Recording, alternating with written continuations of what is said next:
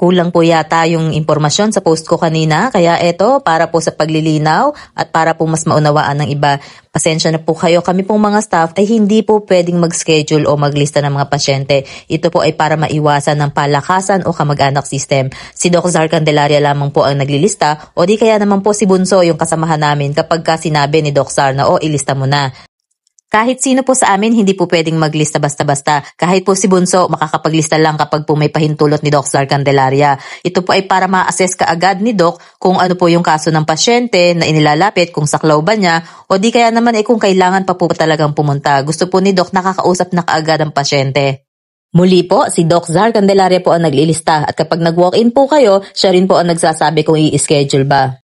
At muli, sa mga nagtatanong, opo, libre po ang serbisyo ni Vice Mayor Doc Zar Candelaria. Libre po ang konsulta at opera, minsan may gamot pa. Pero kapag kailangan pong gawin sa ospital, may kaunting gastos po at tutulungan ka niya. Wala po siya sa public o sa government hospital. Private po ang pinagtatrabahuhan niya, kaya may kaunting gastos pa rin po ang pasyente. Dalawa na po yung post ko para po sa paglilinaw ha.